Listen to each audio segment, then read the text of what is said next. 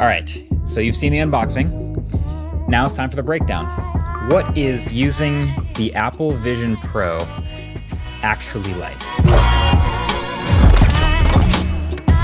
This is easily one of Apple's craziest, most radical, possibly dystopian products of all time, and I have a lot of thoughts here. Like, I've been using it for about a week now. There are some parts of this thing that are absolutely incredible and some other parts that feel weird or borderline unfinished.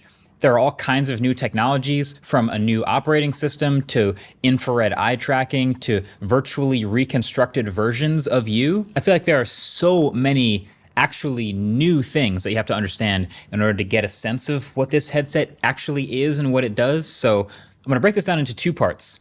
This video is all about using the Vision Pro. It's everything I've learned from the past week of wearing and getting used to this thing every single day. But I'm also working on a more wide-ranging, possibly more existential review video. But let's just start with the more hardware fundamentals, right? Like, what is this thing that I'm holding, literally? Apple Vision Pro, at its core, well, it is a VR headset. Now, Apple would never say that, and they probably won't like that I'm saying that word. You know, I made an entire video about why they refuse to use those words, and they're calling it spatial computing instead. We'll get there. But the truth is, it's a really, really, really high-end virtual reality headset. It's something we've seen before, right? It's got displays and lenses and speakers and fans and buttons, and this is a form factor. This is a thing that we have seen before. But before I even turn this thing on, there are clearly several things that are a little different about this one. So first of all, it's made of metal. Lots of metal and glass here, which are high quality but heavy materials, relatively speaking. So there's this precisely machined aluminum frame around the outside. And yes, those are intakes for fans at the bottom and then vents for those fans at the top. On the right side, there's your digital crown that can be pressed in or turned. And then on the other side is just a single larger button. So kind of basically the same two buttons as an Apple Watch. And then when you get a little further back on this band here, these little pods with downward facing grills, these are speakers, which are pointed straight at your ears and work surprisingly well, though of course it also means that people around you can hear a little bit of what you're hearing. There's a little bit of bleed, and I have a lot to say about spatial audio, so stay tuned for that. But the main event is at the front. There's an enormous piece of glass, which, yes, is very easy to fingerprint and smudge, and then behind that thing there's this outward-facing OLED display and a bunch of sensors all the way around, outside-facing sensors that go forward, sideways, and straight down. There's depth sensors, infrared illuminators, LiDAR scanners, and just regular old RGB cameras, all being processed by an M2 chip and an R1 chip inside this thing. And then maybe the craziest part, inside the headset, there are a bunch more sensors facing your eyes, tracking your eyes in real time for all the eye control and everything that comes with that, and also then to display a representation of your eyes on the outside of the headset. Kinda, we'll get there. But overall, when you put it all together, you get a very well-made, very high-end, but also pretty heavy computer to wear on your face. So officially, this headset with this solo knit band, when I weighed it, showed up as 638 grams, which some of you on Twitter have already pointed out is actually slightly less than the plastic Meta Quest Pro. But that Quest Pro also has a lot of battery on the back of your head as a sort of a counterbalance. So the weight distribution is very different. Also, the Quest Pro is not that comfortable anyway. But the point is, this, for Apple, made the choice of taking the battery off of the headset, which means, okay, now there's nothing on the back of your head, so you can wear it and lean up against things, and that might be an upside, but that also now means you have to deal with this cable all the time running up to your head, and the fact that it's very front-weighted now. All of the weight is on the front of your face. So this is the battery, as you saw in the unboxing. If you haven't already seen the unboxing, that just went up. I'll link it below the like button. But this battery is a surprisingly small 3,366 milliamp hours. I say surprisingly small because a normal battery bank of this size you might expect to be 10, 15, 20,000 milliamp hours. I suspect there's a lot of heat insulation happening here, but it comes with a non-removable 4-foot cable and a proprietary connector at the end of the cable that will twist and lock to the headset. And so the lock is really solid. It makes sense that it's not just straight USB that could get disconnected easily. Once you connect it, it starts glowing and then it starts booting up. And there's even a little Apple logo that displays on the outside screen while it takes a little under a minute to turn on. So there is no on or off button or switch anywhere on this headset, maybe kind of like AirPods Max or something like that. So if you ever take the headset off and put it down, it will enter a standby mode after some time, but it won't turn off. If you want to turn it off, you literally have to twist and unplug the cable. That's the only way to actually turn the headset off. Now, famously already, the battery life with this included battery is not super long on this headset. 2 to 4 hours is actually realistic for what you can expect for just like this built-in battery.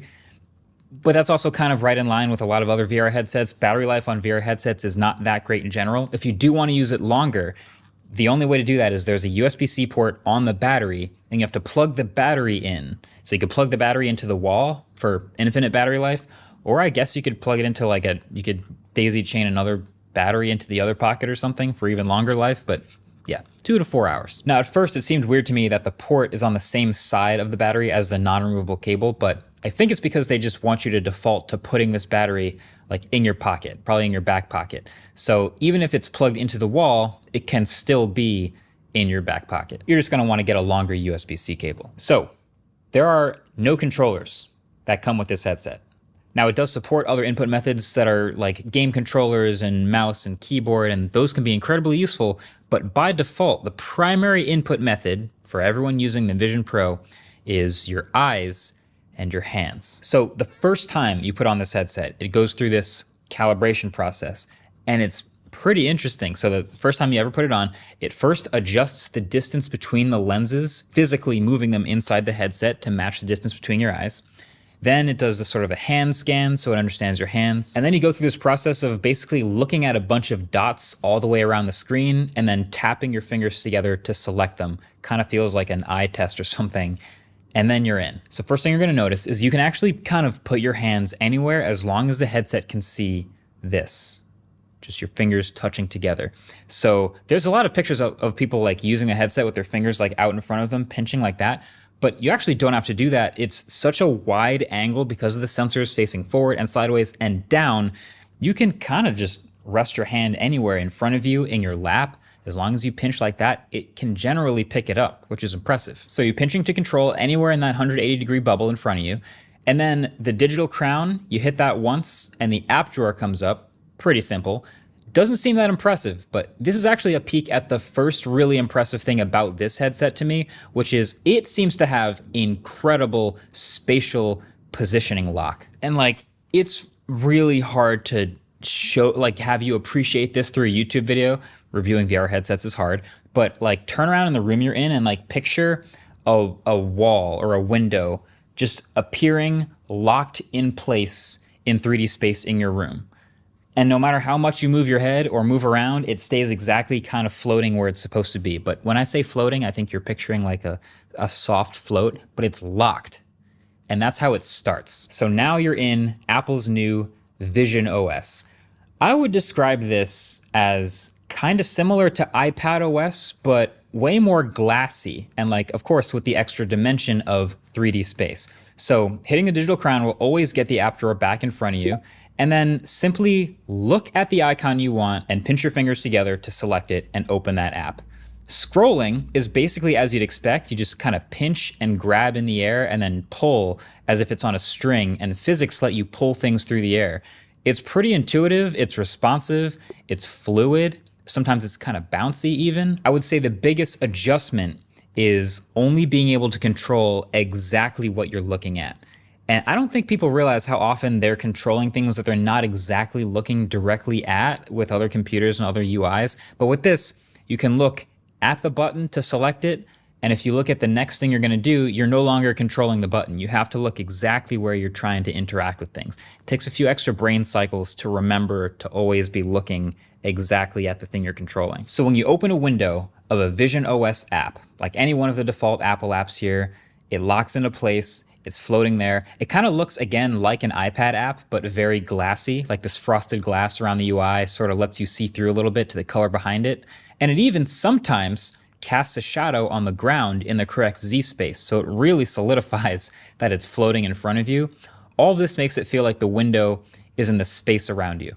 Then, if you look at the bottom of the window, you get a little bar. You can always just look at that bar and pinch to drag it around. So drag it forward, backward, anywhere you want in X, Y, and Z space, and then let go and it just stays absolutely locked. And then you can look at either bottom corner to resize, to make it bigger or smaller.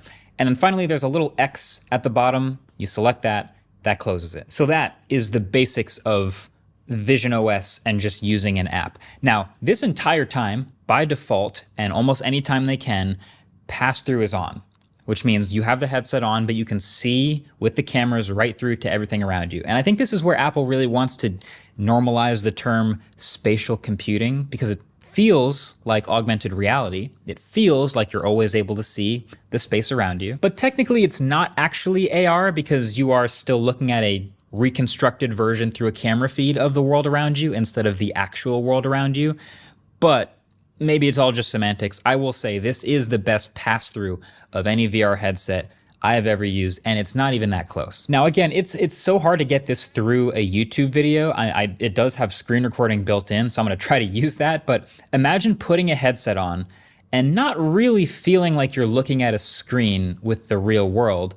Because of the pixel density, because of the 90 hertz refresh rate, and because of the impressive dynamic range of the cameras and the correctly adjusting shutter speed, you just almost just feel like you're looking at the real world, not through a headset. Also, the pass-through is so close to real time that I could legitimately interact with all kinds of things. I could catch items flying at me. I even tried playing ping pong. It was easy, no hesitation. So officially, the R1 chip is doing all the processing of all this stuff and adjusting the shutter speed for different lighting conditions and always keeping pass-through latency under 12 milliseconds, which is the lowest in the industry. But it's really combining that with how close to reality the colors and brightness and everything are that keeps it feeling kind of real. Basically, the only noticeable restriction is super close-up items and objects can get a bit blurry. And then you can't quite make out like really small or fine text. So you can't like read an email or tiny text on your phone in your hand, but you can absolutely text people or read your notifications while keeping the headset on. If you've tried other VR headsets, you know how impressive that is. It's really good with the tech that exists now for VR headsets. But you can definitely still take the headset off and be like, oh, it's way brighter in here than I thought it was. Either way, that's all pass-through, but if you ever want to fully immerse yourself, I mean, it is a VR headset after all you got to do is rotate this digital crown clockwise, just keep turning it, and it will slowly dial your environment more and more into your field of view until you dial it all the way up to fully surrounding you. So all of the windows you might have had open will still stay stuck where they were, but everything you're doing is just on the moon now. So yeah, there's a couple environments Apple has built in here, most of them relaxing scenic locations like in California somewhere, or one really nice one is Mount Hood with a little bit of rain falling. They're not quite photorealistic, but they're just short of photorealistic. Like they're the most realistic digital environments that I've seen. So then the last two big quirks of the UI, Control Center. So the only way to get to Control Center is to look up, and you can't just look up, but you have to physically turn your head up and look at this arrow that appears above you. So once you see that, you select that, and then you get your Control Center for things like, battery life and notifications, focus modes, and screen recording, and pairing to a Mac. But the other big quirk is text input. So you might be wondering, how does text input work with no physical controllers? So there's basically three ways to do this. So let's say you're in Safari and you want to go to mkbhd.com. You really want one of those shiny new Chevron hoodies for the rest of winter. Great. How do you do it? So the first way is to literally hunt and peck, poking the keys on the keyboard that appears in the air in front of you. So this one is tough because it literally only reacts to your pointer finger on each hand. So you actually can't type fast like with home row or anything like that. Not great. The second way, though, I think is actually kind of good. It's at least faster, which is looking at the key you want to interact with and then pinching to select it. So just looking around the keyboard like this and selecting the keys. And you might be surprised how fast you can type like this if you actually know your way around a keyboard pretty well. I actually prefer this to poking the virtual keys because I at least get a little bit of haptic feedback from my own fingers tapping together. But then in Safari, the last way to do it is literally to just look up at the microphone and say the URL out loud, mkbhd.com. And then it just hears you and goes to the site pretty quick if it's a URL that, you can actually say out loud. So what can you actually do with this thing? Like, now that we know what it is, it's the M2 chip, a computer on your face with the displays and the lenses inside and all sorts of sensors everywhere. What can this thing actually do? And I feel like the most common way to phrase that is, what is the killer app? Because we feel like we need some sort of justification to spend $3,000-$4,000 on this thing. Like, applications made the iPhone what it is as we know it. Like, apps made the iPad. So what is the app situation on the Vision Pro? So there are two types of apps on the Vision Pro, actually. The first is apps that are built specifically for the Vision Pro to take advantage of its awesome experiences. And there are a few of those right now. And then there are all of the other apps, which basically are iPhone and iPad apps that happen to be compatible because the developer didn't opt out. And the first kind is way cooler. So these are Apple's stock apps here that come with the Vision Pro. And so these are all, of course, made just for Vision Pro. So they're going to have stuff that takes full advantage of what this thing is capable of. Apple Music is a pretty classic one. Like, it has all the same functionality of any other Apple Music app, but in this super glassy frosted window, and shows the colors of whatever's behind it. And you have the sort of sorting menu on the left-hand side instead of across the bottom. That's the basic layout. Same thing with the Notes app and the Settings app. Very glassy, almost looking like an iPad app in the air, just rebuilt with this new material design. And then there's the media apps. So Apple TV and Disney Plus, they both come pre-installed, which they have built entire environments inside of them for watching media. And there's even a small collection of videos on the Apple TV app that are shot on a new proprietary format specifically for Vision Pro. So it drops you into a space with a full 180-degree video, and Alicia Keys walks right up to you and starts singing right to your face. It's crazy. There's also the Photos app, which will let you look at like panoramic photos, for example, in this fully immersive view. So you can blow them up to full screen, and then it gives you a bit of a parallax effect around the edges. So it feels like you're like looking into a window of your own photo and looking around. It's kind of incredible. And then there's also some other really fun third-party apps that I've tried that were built ahead of time. So Sky Guide, this is a good one. You can look around a real representation of the sky around you, where any of the, constellations would normally be. You can look at it a little longer and it'll pop it out. You can pull it out of the sky to get more information about it. It's a pretty great idea. There's another one called Jig Space, which it's a sick app. I don't know if I'd ever use it, but basically it lets you load 3D models into the space you're in and mess around with them, take them apart, view them in actual size. And this really takes advantage of how good the placement lock is on the Vision Pro. And you can walk around and really gets you a better understanding of the scale of things that you don't get to see up close very often. And then Keynote is another funny one. So you can, of course, go through and edit a keynote just like normal if you want to. But then they've built this whole environment for practicing your presentation skills. So you press that and it says, oh, would you like to go to a conference room or the literal Steve Jobs theater? So you can rehearse talking to your audience with your keynote slides behind you. It is genuinely incredibly immersive. And there's already a bunch more apps like this in the App Store already at launch that are specifically built for Vision Pro. So they'll take advantage of its various strengths. Now, are any of these a killer app? Not really. I mean, if you're looking for any one of these to be the reason why you spend like $4,000 on this headset, I don't think we have that yet. But then at least there's all the other non-native, but technically still compatible apps that are in the App Store. And these are gonna look just like iPhone and iPad apps. Actually, there's a pre-installed folder on the home screen when you get this thing, literally called Compatible Apps. And there's a bunch of them from Apple here. They look exactly like iPad apps. I'm surprised actually that more of them aren't fully built out to take advantage of Vision Pro, but like Apple Maps is just the iPad app. And so it would be cool if there were some like fun augmented reality overlay, walking directions type stuff, but nope, it's all the exact same functionality. that you would find if you open this app on your iPad. And you can go to the App Store and search a bunch of the names of apps you already know and love and find them by name and grab them, and they'll work the exact same way. Crazily enough though, there are already some notable exceptions. No Netflix app for the Vision Pro, no YouTube app for the Vision Pro, no Spotify app for the Vision Pro. Apple has a kind of a contentious relationship with a lot of developers right now, especially some of the bigger ones. And so some have made the active choice to opt out. They're like, we don't want to be there. This won't be a big enough platform to matter to us to justify the work. So they're not there. Now, I totally get it. But also now, as a Vision Pro owner and someone who's using it, I'm like, it's kind of a bummer. I really wanted to be able to watch like a Netflix show offline, downloaded ahead of time. But you can't do that now. But at least for now, for the record, you can use the browser and anything that would work in the browser. So if you pull up Safari and you get a full screen 4K YouTube video going and locked in space or even in an environment, it looks great. It's razor sharp. Like I could totally watch YouTube videos like this, but you will definitely be missing like the features of having the dedicated app like offline video. Honestly, to me, the killer app of the Vision Pro isn't just an app, it's actually the ecosystem.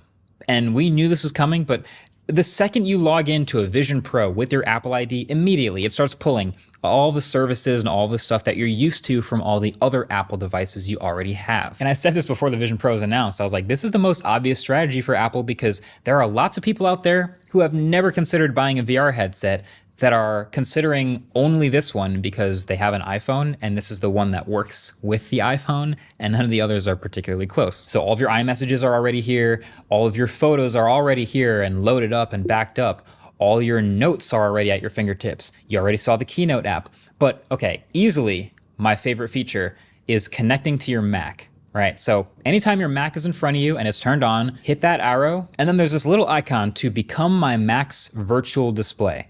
So I click that and then pick my Mac, and it pretty much instantly, it actually blacks out the display of my Mac and then turns that display into a 4K window inside of the headset. So now my keyboard and trackpad still work. Even if it is a desktop, the keyboard and the trackpad still control everything, and you can continue using it just like a normal computer, but with the ability to make your new 4K monitor as big or as small or close or far away as you want, which is super sick.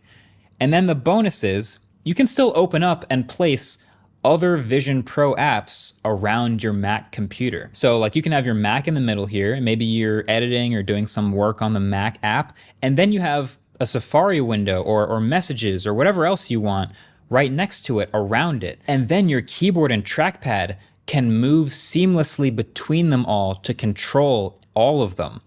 This to me, as a Mac user, the ease of use for setup to make this happen, this feels like the biggest game changer, like the most compelling, futuristic feeling use of this headset to me, especially on a plane. Oh my God, I can't tell you how many times I've had an awkward conversation because like I'm editing a video on the plane, the person next to me sees I'm editing a video of myself and it's kind of weird and hard to explain, but I'm picturing putting the headset on, the display blacks out, but now I can do all the editing I want and I can make the screen as big as I want. So I've really enjoyed using that feature. Again, the biggest challenge though is still remembering to look exactly at the thing you want to control.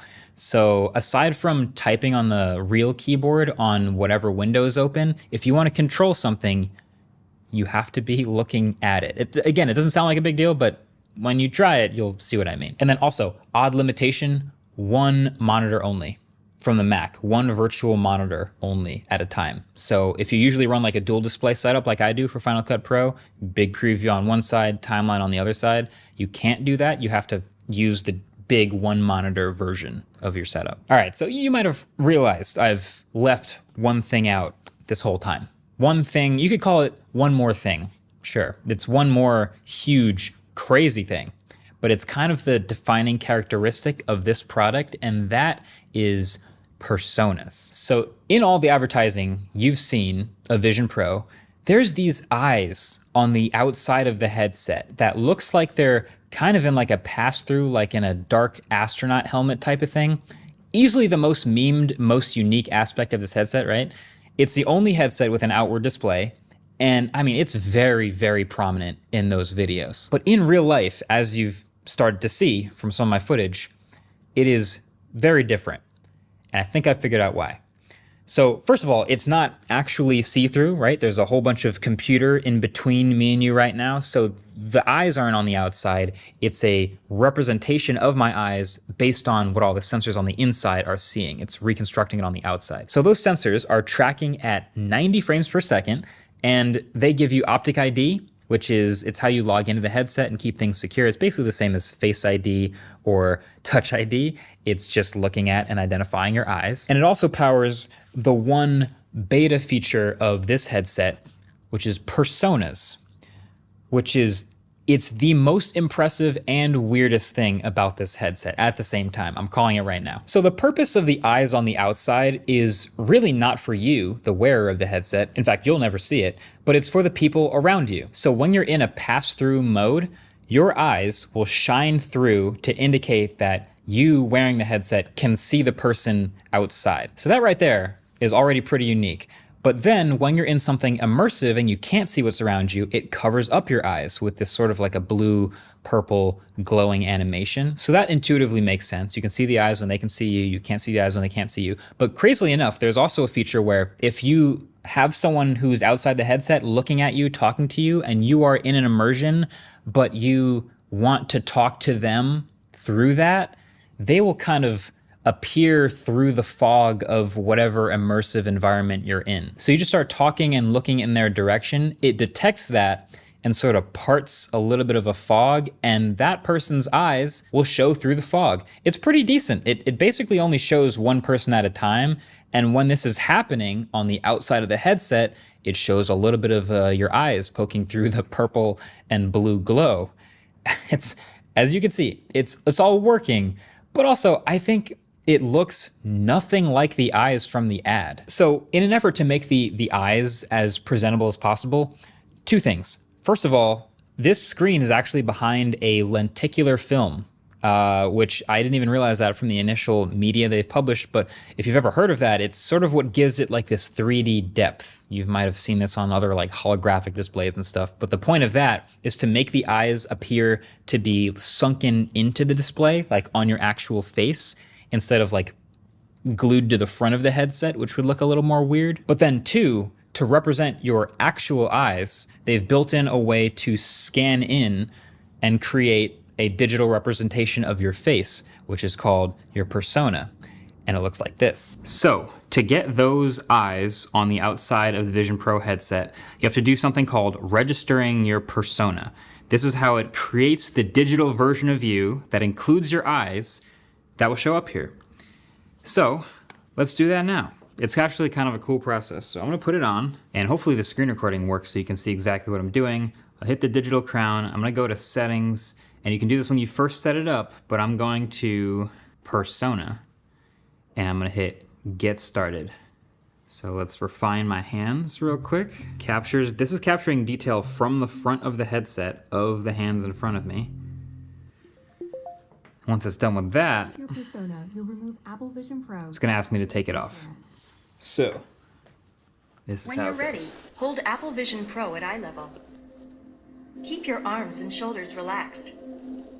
Align your entire face within the frame. My face shows up like Face ID. Slowly turn your head to the right. Now slowly turn your head to the left. Now, tilt your head up. Then, tilt your head down. Next, let's capture your facial expressions. Smile with your mouth closed.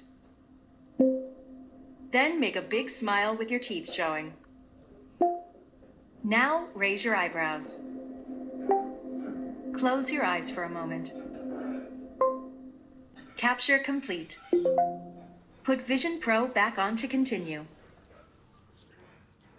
I will do that. So now I have a menu that says creating persona, and it says it's in beta, and now there's my persona right there. Kind of uncanny. The hair is a little bit different, but the face Wow.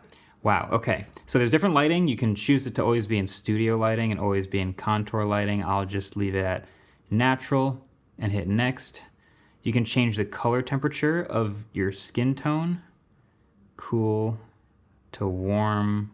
I think I'm around there. Brightness, darkness. I think I'm around there, near the middle.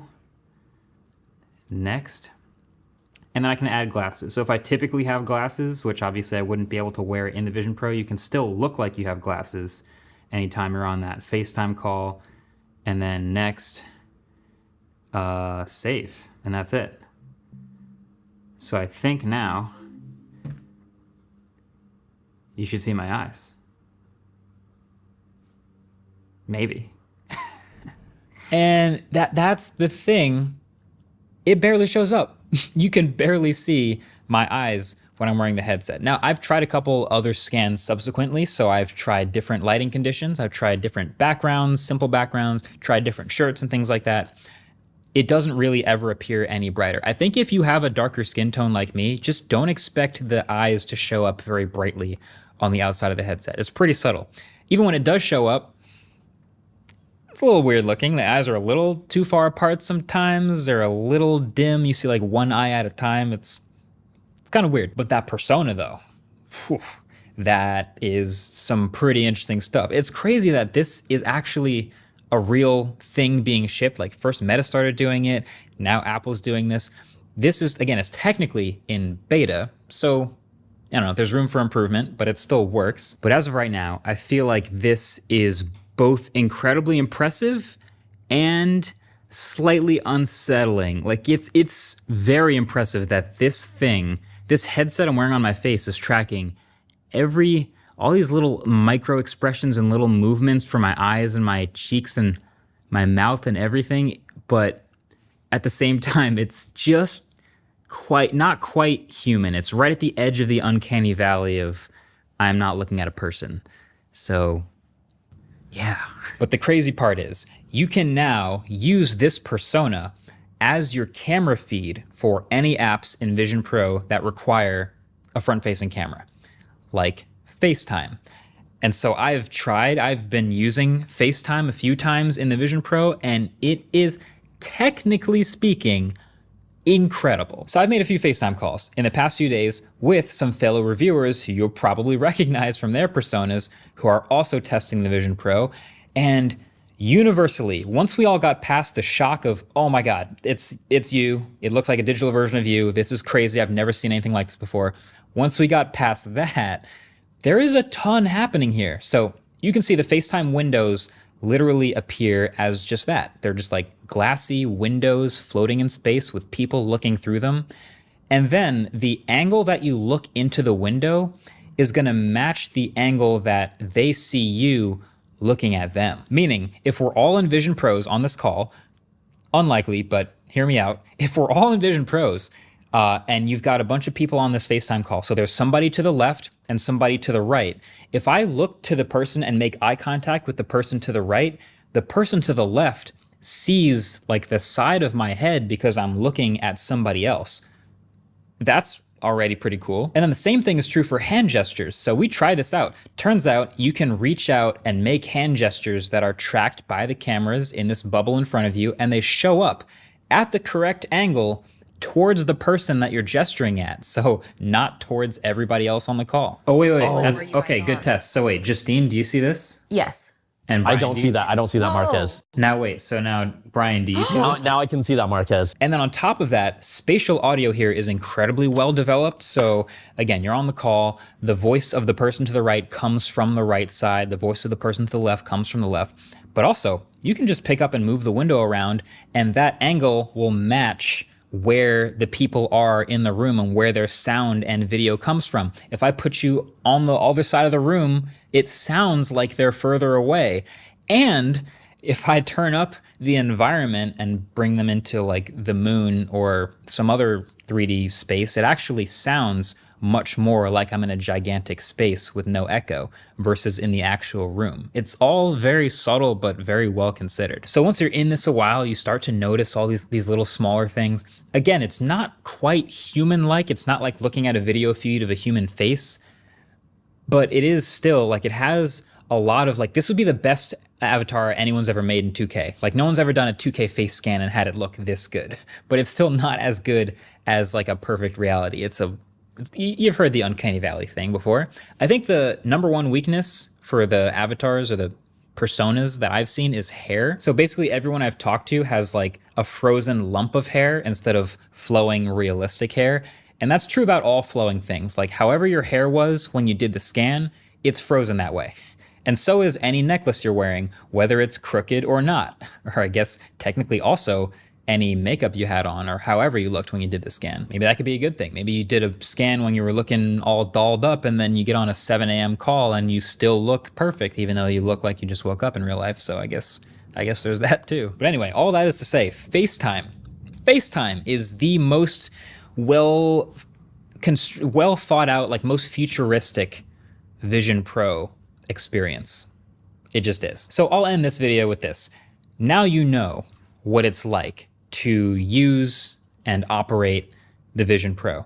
But there's still a lot more to consider when actually considering if you should buy and own this thing, from the use cases to the things that work well and don't work well, the philosophy behind it, the prices, all of that stuff. That's what's going to be for my full review. Like there are parts of this thing that are absolutely amazing, unparalleled, best I've ever seen. But the reason it's so interesting is because it's actually a young category. Like we're so used to this slow, boring iteration in mature categories like smartphones and laptops. And you always see the comments talking about how tech is so boring, but now they're actually jumping into something risky and it's actually fun. And there is downfalls and flaws and it's fun to actually weigh the pros and cons. So I'll be expanding on all these way more in the full review, but I'll leave you with this. I've got my upsides and downsides to Vision Pro. It's been a week. Upsides, some of the stuff that's the best I've ever seen in a headset: immersion, placement in space, eye tracking and hand control, pass-through, ecosystem, and spatial audio.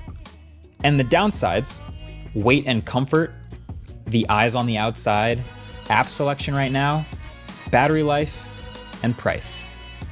So the full review's in the works. Definitely get subscribed to be among the first to see that when it drops. Either way, till the next one, thanks for watching. Catch you later. Peace.